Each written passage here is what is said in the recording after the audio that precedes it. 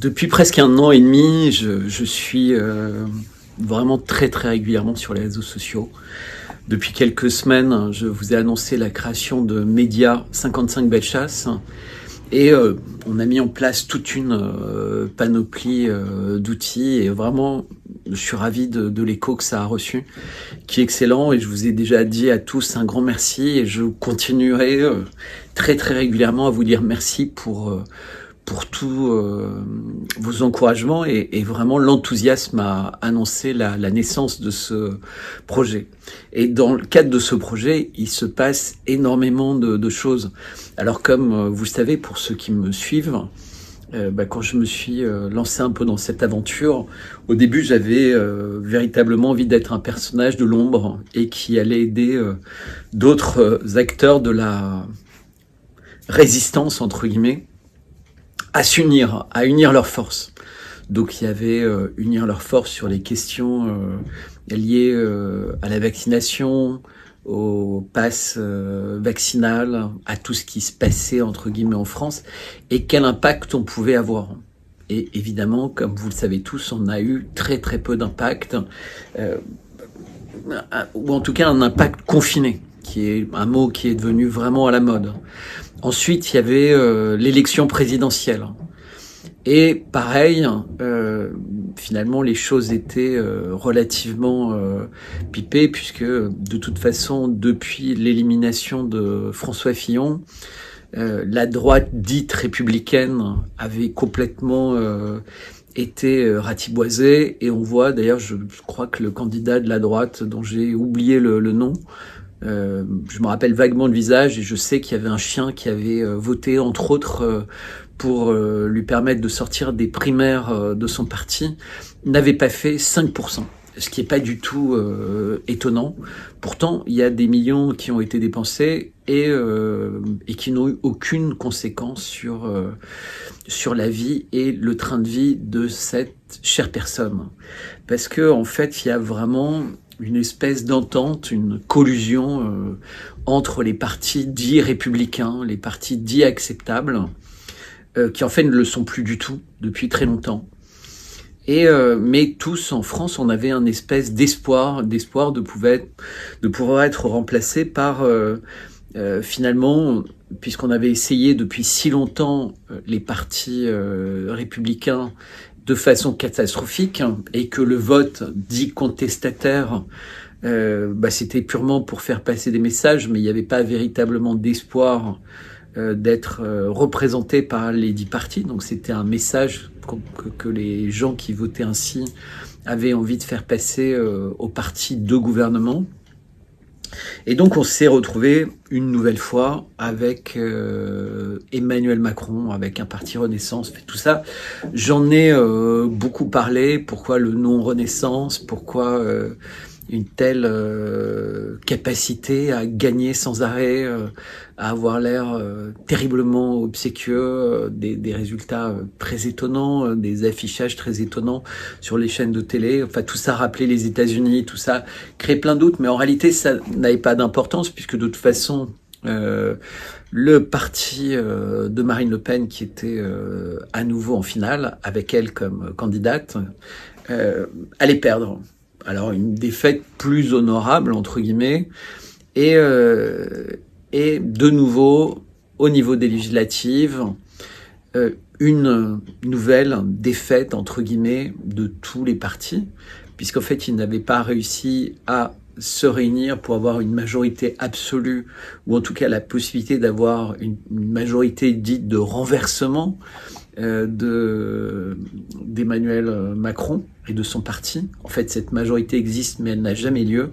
Ce qui fait qu'on doit en être au 16e ou au 17e 49.3 des gouvernements, enfin du gouvernement d'Elisabeth Borne, qui est en ce moment la première ministre de France. Donc première ministre d'un parti dans lequel il y a énormément de choses qui sont très surprenantes, à commencer par le fait qu'elle vapote à l'Assemblée nationale, et donc elle se permet de faire des choses qui ne seraient autorisées à personne. Donc il se passe beaucoup de choses, et j'en parle sur Twitter, j'en parle sur mes vidéos YouTube, j'en parle très régulièrement. Et quand j'ai lancé Substack, l'idée c'était de réunir des adresses email.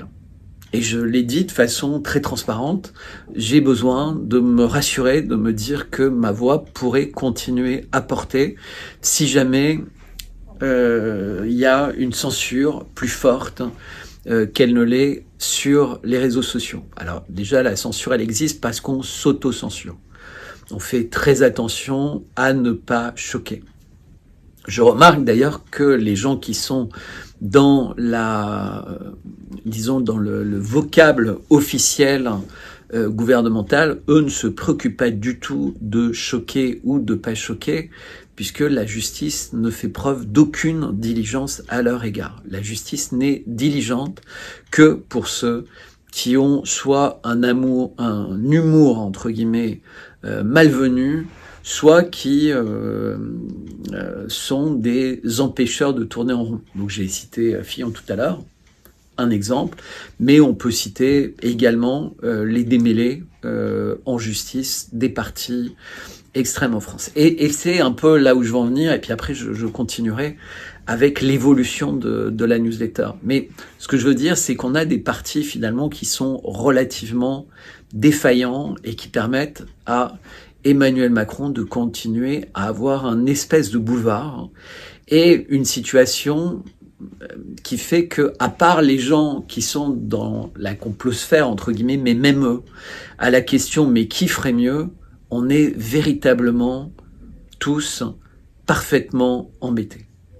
Parce que quelles sont les figures proéminentes en France ? On a, à la tête de la manifestation qui a eu lieu dimanche dernier sous la pluie, qui a officiellement rassemblé peut-être 100 000 personnes, sans doute beaucoup moins. Il y avait tous les ex-présidents, tous les personnages entre guillemets influents d'État, mais il y avait la présidente de l'Assemblée nationale et le président du Sénat. Alors l'une, il suffit de l'écouter à la télé pour se rendre compte que elle n'a pas véritablement le niveau, et l'autre est là depuis pas mal d'années et il est essentiellement passionné par son équipe de restaurants, la cave à vin et la possibilité en saison de faire cuisiner son propre gibier. C'est un animal politique qui assure bien. Donc, ce que j'essaie de dire, c'est que en France, on a des personnes qui se sont complètement désintéressées de l'intérêt commun. Donc, les partis politiques sont complètement inutiles, entre guillemets. Là, on voit bien, LFI avait réussi à créer un bloc, mais la première petite tempête, le bloc explose complètement. Tous les membres, maintenant, sont fustigés, entre guillemets. Donc, il va leur falloir beaucoup de résistance avec les étiquettes qui sont collées sur eux pour s'en sortir, parce que pratiquement à chaque fois qu'ils feront des débats, entre guillemets, qui vont accepter le système politico-médiatique français, on leur rappellera les positions qui sont prises, à moins que la situation au Proche-Orient évolue dans un sens qui permet, entre guillemets, de démasquer totalement et de condamner très officiellement les excès d'Israël. Et quand je dis très officiellement, je sais que c'est une gageure, puisque je crois depuis une cinquantaine d'années, soixantaine d'années, les Nations Unies ont voté maintes fois pour condamner, pour interdire, pour demander ci ou demander ça, et de toute façon, Israël ne l'a jamais fait. D'une part, parce qu'ils sont complètement soutenus par les Américains, et d'autre part, parce que les Européens ont une attitude parfaitement ambiguë. On sait également que l'attitude de la France a complètement changé, à tel point qu'on a un certain nombre d'ambassadeurs qui ont alerté en groupe, collectivement, le président de la République pour lui dire que notre image était en train de devenir détestable. Mais pas superficiellement détestable, comme elle a pu l'être ponctuellement avec la main de Thierry Henry ou l'épisode en Afrique du Sud de Nice Now, ou toutes ces choses où les gens se disaient mais est-ce que les Français sont pas capables, entre guillemets, d'imposer un peu de dignité, entre guillemets, de célébrer une victoire en foot, voler pour se qualifier à la Coupe du Monde ou se comporter de façon très humiliante. Moi, j'étais sur place en Afrique du Sud à l'époque, c'est pour ça que je m'en rappelle. Mais la France a toujours cette espèce d'ambiguïté. Mais là, ça atteint des niveaux complètement délirants, puisque le président français est capable, dans le même week-end, de dire tout et son contraire. De dire il faut absolument s'engager très fortement contre l'antisémitisme, etc., des lois, et également contre les gens qui disent du mal de la franc-maçonnerie, parce que la franc-maçonnerie, ce serait la République, et bientôt, qu'est-ce qu'il va nous dire ? Qu'est-ce qu'il va nous dire d'autre ? On se demande à quel moment, entre guillemets, on aura un président si opposé de ce qu'a pu être De Gaulle ou John Fitzgerald Kennedy, ou plus concrètement aujourd'hui, ce que sont des personnes comme Vladimir Poutine et Xi Jinping. Alors je sais qu'ils sont pas en odeur de sainteté parce qu'ils sont tellement décriés que c'est difficile, entre guillemets, d'enlever le costume de tyran et de monstre, parce que nos médias savent très bien, sur le long terme, salir, entre guillemets, les gens qui font un bon travail. Mais moi, je vais m'évertuer, avec vous qui me suivez au fur et à mesure des semaines, à vous démontrer que c'est l'inverse, qu'on est véritablement dans une culture d'inversion. Et ça prendra du temps, et je ferai des vidéos, beaucoup d'efforts. Vous n'êtes pas obligé de les voir au fur et à mesure où elles sortent dans cette lettre d'information, parce qu'en fait, elles sont capitalisées. La plupart sont mises en podcast sur la chaîne Substack, donc vous pouvez les écouter quand vous êtes en voiture, vous pouvez les écouter chez vous en faisant du sport, puisque j'ai complètement abandonner l'idée de faire des insertions d'images, de faire des insertions de preuves ou de faire des insertions de références. Je pars du principe que vous me faites confiance et que si j'étais entre guillemets quelqu'un qui ment, eh ben je ne serais pas digne, entre guillemets, d'avoir une chaîne Substack que vous suivez. Donc je peux me tromper et j'aurai forcément de temps en temps, et j'espère le moins souvent possible, des analyses fausses, mais en tout cas ce sera pas volontaire, et j'aurai expliqué de toute façon le raisonnement et comment j'ai construit les analyses que je vous ai proposées, puisque je ne fais pas les choses un peu à l'emporte-pièce pour le dire. Donc moi, par exemple, je suis très très déçu par la droite républicaine française qui est absente, la droite patriotique qui est véritablement catastrophique. Et je l'ai dit plein de fois, le nouveau président du RN, Jordan Bardella, qui a eu faux sur tout, entre guillemets. Il a eu faux sur la période du Covid, il a eu faux sur l'Ukraine, il a faux sur tout ce qui est climat, électricité, etc. Et il a somptueusement faux sur ce qui est en train de se passer au Proche-Orient. Et donc, quand quelqu'un comme ça est présenté comme un candidat possible à la présidence de la République, je suis complètement effrayé. De la même manière qu'effectivement, je suis aussi effrayé par me dire, mais comment se fait-il qu'à gauche non plus, il n'y ait pas d'alternative, il n'y ait pas de personnage charismatique, y compris en droite républicaine? Eh bien, parce qu'en fait, tout ce système est fait pour un parti politique fonctionne avec un chef, ou alors un système, entre guillemets, un ensemble de chefs, et il y a une espèce de tambouille, en fait. L'idée, c'est de maintenir le niveau de vie des personnes qui sont dans le parti, de conserver le bon nombre de sénateurs, le bon nombre de maires, le bon nombre de députés, ou d'en avoir beaucoup plus, et de pouvoir faire des belles campagnes, et d'avoir plein de dons, d'avoir éventuellement de l'argent de l'État, d'avoir une vie sociale, entre guillemets, confortable et acceptable. Donc maintenant, le nouveau hit, c'est d'être invité pour le Front National au dîner du CRIF. Alors, ils ont tout fait pour obtenir d'y être. Malheureusement, ça leur arrivera jamais parce qu'ils vont rester des repoussoirs du système. Donc, un peu pour prendre la phrase de Churchill, ils ont voulu être acceptables en perdant leur honneur et un certain sens de vision politique.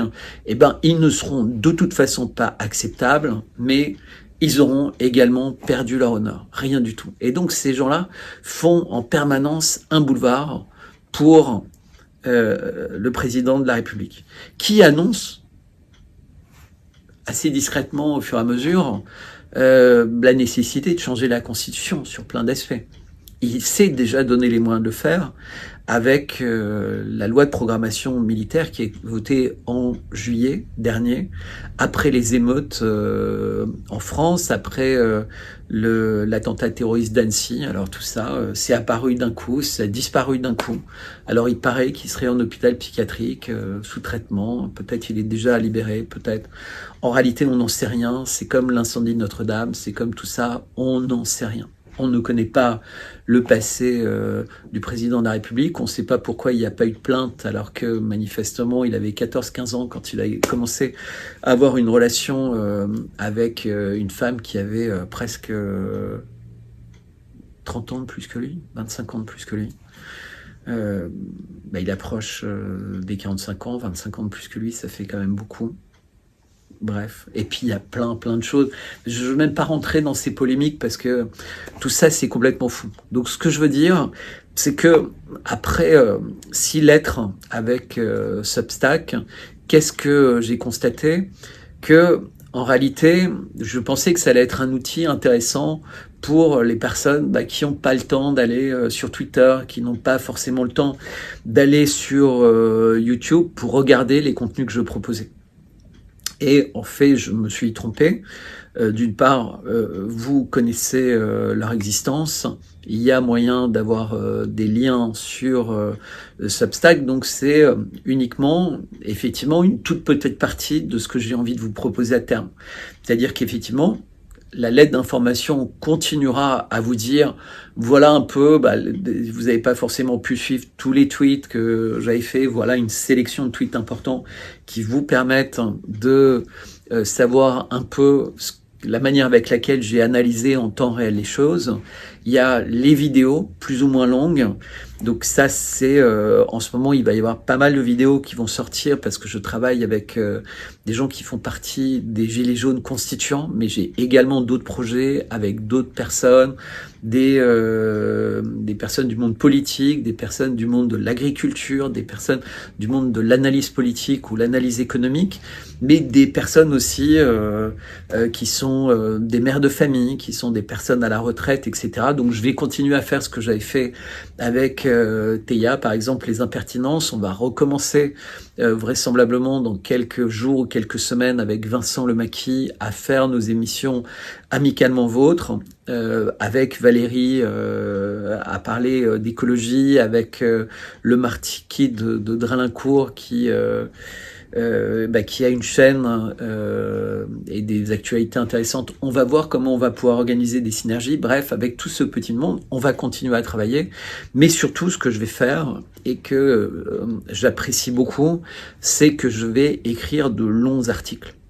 Et je vais également écrire des livres, et je vais également sélectionner des miels et vous proposer des miels, mais aussi organiser la production de miel et d'autres choses. Donc tout ça va arriver, tout ça sera annoncé véritablement soit ce dimanche, soit en milieu de semaine prochaine, avec des photos, en vous montrant exactement ce que ce sera, en vous expliquant très clairement ce que ça contient. Mais revenons aux articles. L'idée, c'est qu'à chaque édition de la lettre, et vous allez avoir des articles. Alors parfois, ce seront des articles à épisodes, parfois des articles seuls, et qui vont être sur des thèmes totalement variés. Ça pourrait être l'art contemporain, ça pourrait être des personnages très particuliers, un peu de façon biographique, mais pas comme vous pourriez trouver ça sur Wikipédia ou dans un livre. Véritablement, j'essaye, quand j'écris un article, de vous dire quelque chose que vous ne pouvez trouver nulle part ailleurs. C'est-à-dire... il m'arrive parfois, comme ça m'est arrivé pendant le week-end, donc j'ai passé lundi, c'était pas le week-end, mais une journée complète avec plusieurs gilets jaunes constituants qui m'ont posé plein de questions. Et pour essayer de réfléchir en temps réel, puisque je connaissais pas les questions à l'avance, à des solutions pour que notre monde soit se révolutionne, soit se transforme, soit se reconstruise après une crise majeure qui semble couver de plus en plus fort. Et je parle pas des volcans, je parle pas des banlieues, je parle de cette espèce de jeu entre grandes puissances et qui se marchent de plus en plus sur les pieds les unes des autres. Et je dois avouer que je suis vraiment impressionné par la patience des Iraniens qui ont été bombardés aujourd'hui, qui ne réagissent pas de façon intempestive, par les Russes dont on a détruit les gazoducs, dont on a volé de l'argent en centaines de milliards, dont on a essayé de saboter, de détruire un pont incroyable, le pont de Kerch qui relie la Russie continentale et la Crimée, etc. Tout ce qui s'était passé avec les prisonniers de guerre ou Boutcha. Enfin, je ne vais pas vous donner 1000 exemples. Tout ça pour dire qu'il y aura des articles, et la première séquence d'articles, c'est véritablement sur Elon Musk. Parce que je me suis rendu compte que Elon Musk, il nous évoque, entre guillemets, les projets, les directions dans lesquelles il veut aller. Et comme toutes les personnes un peu géniales, souvent il faut du temps pour percevoir l'ampleur de ce qu'ils sont en train de faire. Et ben les articles que je vous propose et que je vous invite à découvrir, je pense que ça va être une série de 3 ou 4 articles, vous permettront de découvrir, sous mon prisme d'analyse, l'importance de tous les projets sur lesquels travaille Elon Musk. Donc vous avez un premier article qui est joint à cette vidéo et je vais pas vous le lire parce que l'article vous l'aurez. Il est dans le podcast. Il sera peut-être qu'on en fera un podcast, mais je vais pas le faire dans cette vidéo parce que je veux vraiment qu'elle dépasse au maximum, enfin qu'elle atteigne pas les 25 minutes. Donc encore une fois, véritablement, je vous remercie pour le succès, pour vos encouragements de ces premiers jours, pour tout ça. Comme vous constatez, vraiment, je suis à l'écoute avec toute mon équipe de bien comprendre en fait quel est l'intérêt pour vous de recevoir une lettre d'information, quelles sont vos attentes en termes de durée des vidéos, quelles sont vos attentes par rapport à des sélections de tweets, tout ça, on en parle, on continuera à vous en parler, il va y avoir d'autres idées au fur et à mesure, et donc je vous confirme que la liste des personnes qui précommandent du miel, eh ben on l'aura, on vous proposera donc après les possibilités, parce que le miel peut être récupéré à Paris, ce qui serait l'occasion de se rencontrer. Il peut être également récupéré dans d'autres villes, puisque j'ai l'intention, au fur et à mesure, de venir à la rencontre des personnes qui en feront le désir pour me joindre à vous lors de dîners, lors de conférences, lors de... peu importe en fait les événements, s'il y a la possibilité de débattre et d'être constructif ensemble, d'échanger, je serai ravi de le faire. Et si je transporte avec moi une valise de miel, une valise de magazine, si jamais on décidait de sortir un magazine ou des livres à dédicacer, évidemment, ce sera encore plus magnifique, puisque tout ce qui nous permet de réunir des fonds et de développer ce média pour pouvoir payer les personnes qui travaillent avec moi, ce sera fantastique. Et évidemment, moi, à terme, si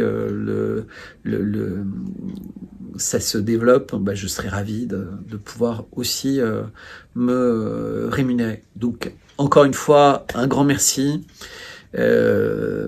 J'essaierai de parler plus souvent, puisqu'on me le demande beaucoup, de tout ce qui est finance, de tout ce qui se passe en France, de tout ce qui se passe en Afrique, des questions écologiques qui sont également des questions qui me préoccupent, des questions de ce qui concerne la santé, ce qui concerne l'agriculture, ce qui concerne l'art d'une façon générale et l'art contemporain d'une façon plus particulière, tout ce qui est recyclage, tout ce qui est vie des entreprises, tout ça, ça me passionne, comme vous avez eu l'occasion de vous en rendre compte, mais parfois par passion, comme c'est le cas depuis quelques semaines. C'est vrai que j'ai du mal à me détacher complètement de ce qui se passe au Proche-Orient, même si on a l'impression que c'est des sujets interdits, c'est des sujets brûlants, c'est des sujets auxquels il vaudrait mieux pas toucher. Eh ben, je considère que c'est mon honneur d'homme, mon honneur de père, de parler de tous les sujets et en particulier des sujets qui fâchent. Parce que si un sujet fâche, c'est qu'il faut en parler. Et rappelez-vous, la vérité, c'est une flèche acérée, trempée dans le miel. Et donc, elle peut faire mal, elle peut blesser, mais elle ne va pas tuer. Et parce que c'est pas le rôle de la vérité. Le rôle de la vérité, c'est de réveiller les consciences et de devenir au fur et à mesure plus libre, plus humain. Parce que si les consciences sont plus à même de comprendre en fait ce qui se passe, et ben la confiance et le respect se créent, deviennent totales. Et ça, c'est très important. Voilà. Merci.